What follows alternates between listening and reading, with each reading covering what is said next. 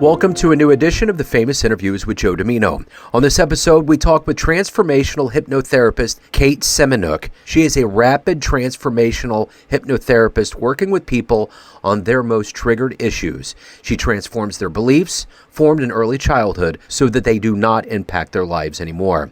The RTT method is an award-winning modality, and she has combined the best practices from NLP, hypnotherapy, CBT, and neuroscience. She opens up about quite a bit. Enjoy this interview. Excellent. Thank you for taking a minute out. I appreciate it. Oh, you're welcome. I'm looking forward to, thank you for inviting. Yeah, absolutely. So before we get into your life as a transformational hypnotherapist, I want to know, how did you do during COVID? How did you survive COVID? And how has it changed the way that you approach business in your life now that we're kind of coming out and things are coming back?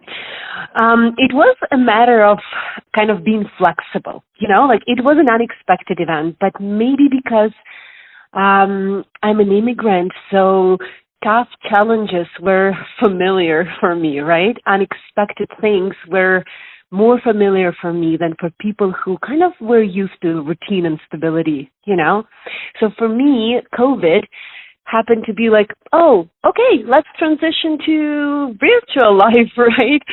So that was for me like that. However, that was also a very down moment in terms of my mental health. So talk to me a little bit about, kind of how you got through it, and how are things going now that we're kind of emerging out and things are kind of picking back up? Yes, usually for me personally, why my mental health suffered more than my career is because I love connection with people. I love connection. I love to communicate. I love in-person meetings, right? I love to be, to give presentations. And all of it was taken away from me. And while I was very open to online, right, I was still not open to isolation. So what happened is I started to do a lot of inner work. For me, it was a lot of inner work, meditation, mindfulness, exercise, workouts, lots of connection to family because I had my husband, my kids with me. So that was crucial, to have that connection at home. And slowly, right, I think by the 2021, right, I started to feel better. And of course, the world started to open up more as well, and we were more open to do some, connections. And I was working as well in a big company at that time. So that helped a lot because I was still kind of having that connection to people. So most of the things was just going inwards and finding the truth, and the truth was very ugly, by the way, but at the same time helped me kind of realize that no one can help me.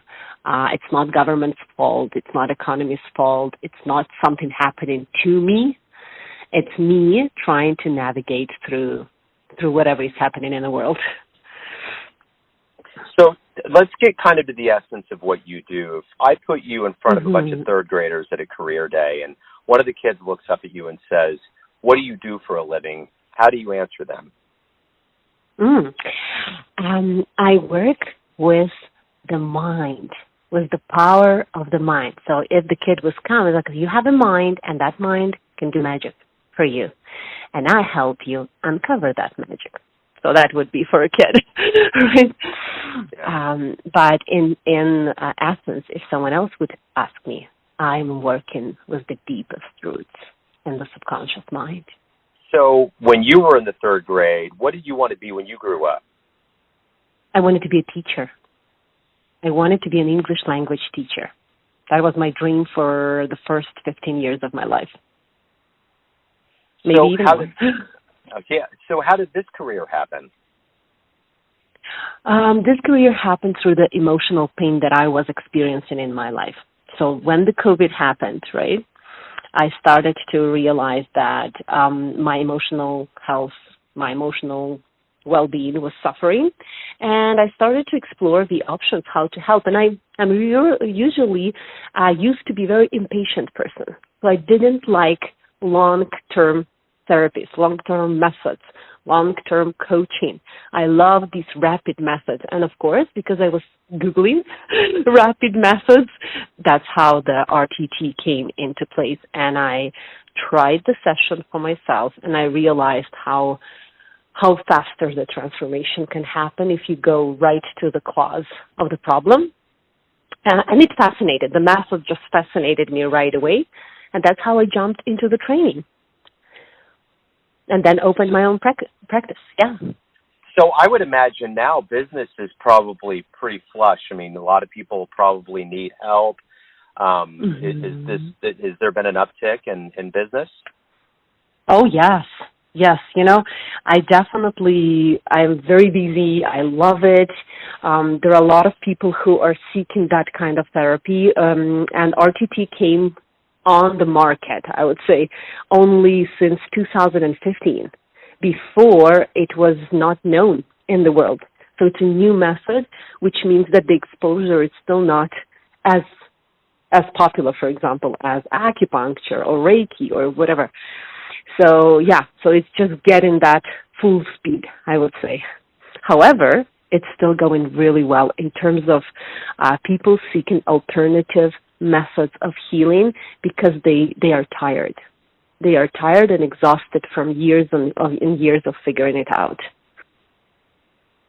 So talk to me a little bit about, all of these things that we become in our lives. They all start in childhood. Talk to me a little bit about growing up and how some of these seeds got into you and became who you are today. Mm-hmm. Yeah, if you could ask me that 5-6 years ago, maybe 7 years ago, I would absolutely tell you that, no, childhood is in the past, it's in the past. However, I couldn't even develop that observant attitude where I could actually look back and see, okay, this is what affected my life. A child in childhood is their parents' ears, eyes, feelings, and emotions until the age of about 6. And then sometimes we look at our child and we think like, oh, they don't understand, they don't see, they don't feel. They do. They just cannot explain that. They cannot put it into words. So everything that parents, what is happening in the family affects a child and even affects it more than if we were adults because we don't have an explanation to that.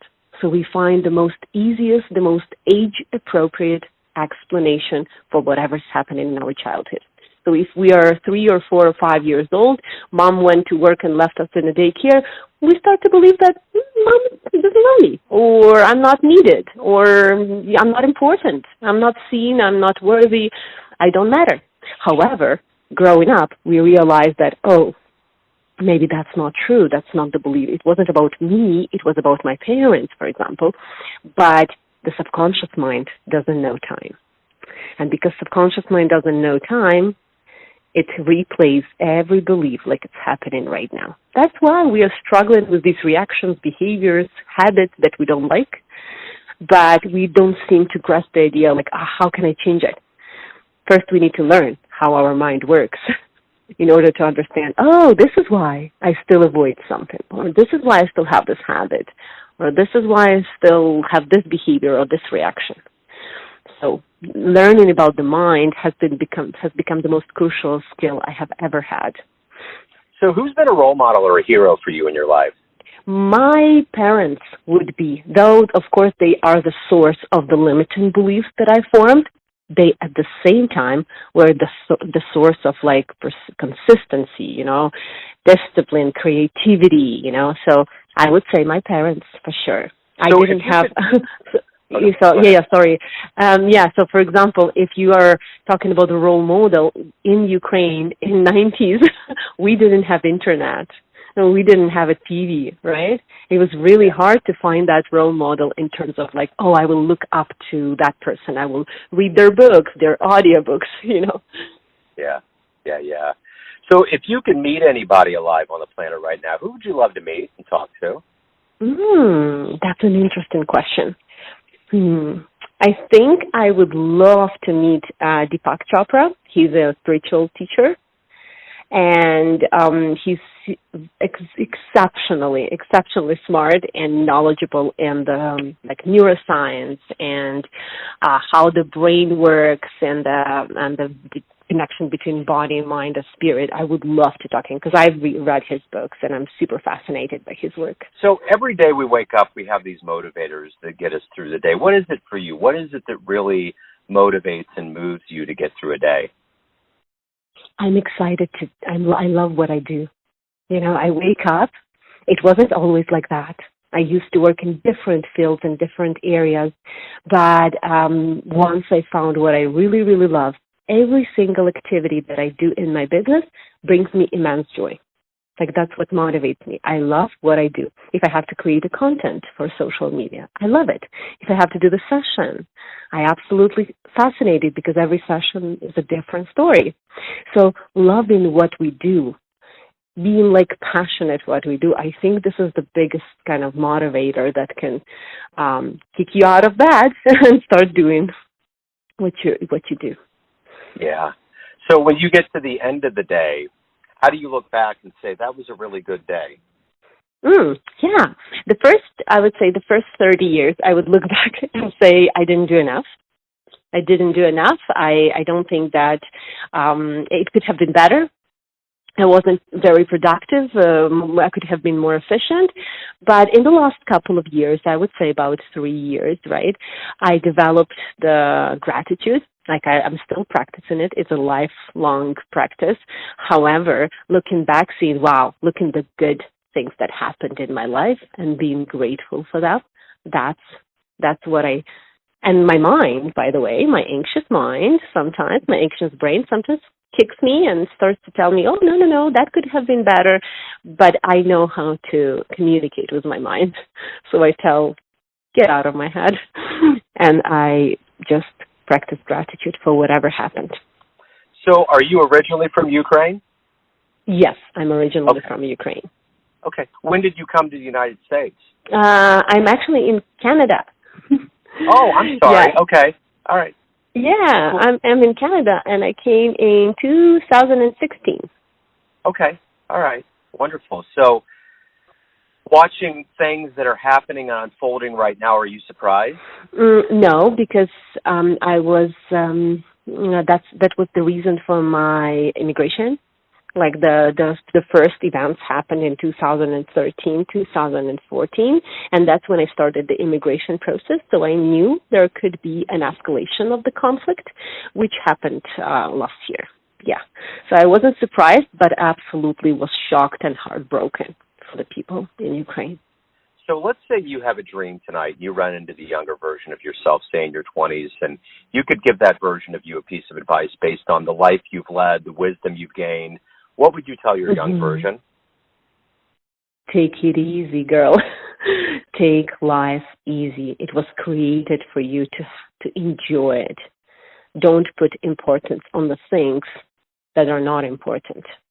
You know, make your health, well-being, self-development, focus on that. Don't make things like money, financial success, career ladder. Don't make it important, because that is something that will bring you the biggest suffering and pain in the end, and the least fulfillment. There's always like a book or something in our lives that really kind of, turns on a light bulb in our head. What was the book for you? What was the first book that you read that really, either turned you on to writing or made you see the world in a different way? It was the 7 Habits of Highly Effective People, John Covey. Yeah, it was 7 Habits of Highly Effective People. It was absolutely the turn point, and after that, I just started to kind of, read more and more. But based on that book, the biggest inner change happened. Everyone out there has a perception of you, an idea of who they think you are, your family, your friends, your clients, but ultimately you live your life. What's your perception of you? Who do you think you are? I am a hypnotherapist. If we are talking about one of the identities, right, that I identify myself with, I would be a hypnotherapist. Yeah. I'm also so many other roles, but this is the identity that comes from within that I cultivate. Yeah. So if anyone out there wants to learn more about, your hypnotherapy, anything related to your world, where's the best place for them to go? I'm very active on social media. I have Instagram account where people can meet me, contact me, connect with me, and my website, www.katesemeniuk.com. Also very extensive information about what I do, who I am. And I have a YouTube channel that has more than 250 videos already on all kinds of fears, phobias, panic attacks, and anxiety. And that will be Kate Semeniuk, Fears Expert. Wonderful, Kate. Hey, thank you very much for taking time out today. Thank you. I appreciate it. Good luck with everything. Have a great new year. You too. Thank you. Bye-bye. Thanks for tuning in to another famous interview with Joe Dimino, where we cover the world of art, literature, business, spirituality, music, and so much more from around the globe. If you want to hear more interviews, visit the Famous Interviews with Joe Dimino channel on YouTube. You can also find us on Spotify and Apple Podcasts. Thanks again for listening, and until next time.